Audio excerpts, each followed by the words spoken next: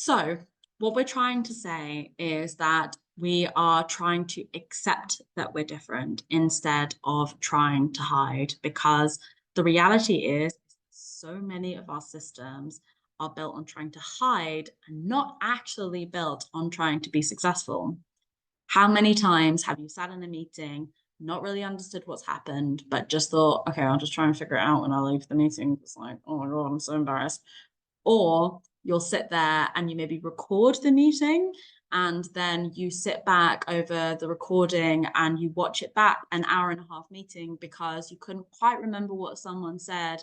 And so you'd prefer to sit back and listen for an hour meeting rather than just quickly interrupting and being like, sorry, can I just clarify? Is this what you said? Um, One of the things I'd love you to think about and really take away from this session is you have got this far trying to hide who you are and how your brain works. Imagine if we turned it around, added some self-acceptance and some confidence into the mix. Imagine what would be possible.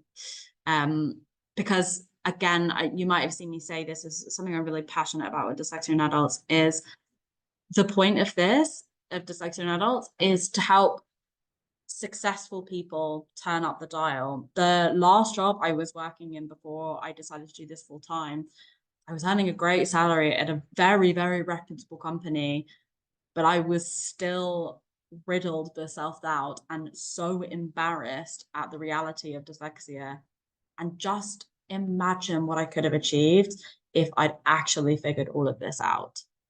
So, okay, now you may be thinking, yeah, Natalie, like, sounds nice, good idea, like, cute, yeah, what a nice little like idea.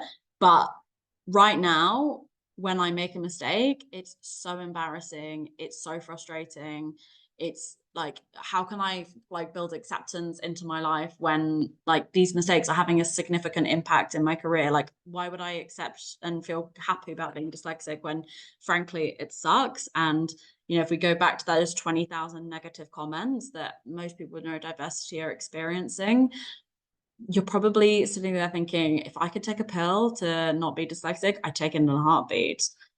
So right now, the mistake feels red hot, and it's like the thing that's going to result in you feeling found out, because so many dyslexic people have imposter syndrome. And the key to imposter syndrome is confidence.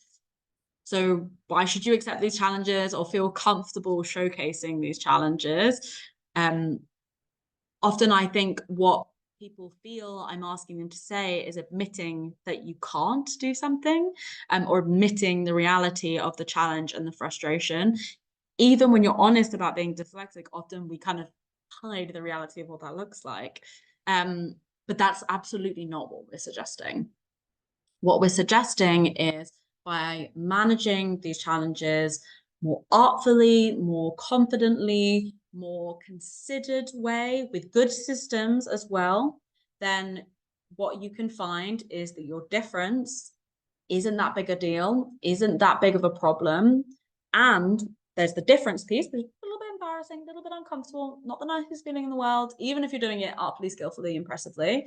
But what we're pairing that with is this concept that you're worth bearing with.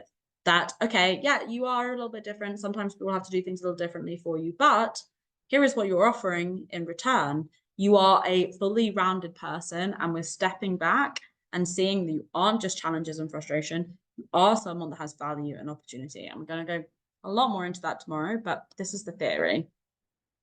So we're going to minimize and reduce and make your challenges feel smaller. And then we're going to pair that with figuring out what you're good at and what your value is. And then the conversation isn't as simple as just talking about your conversation. It's about how you're worth bearing with.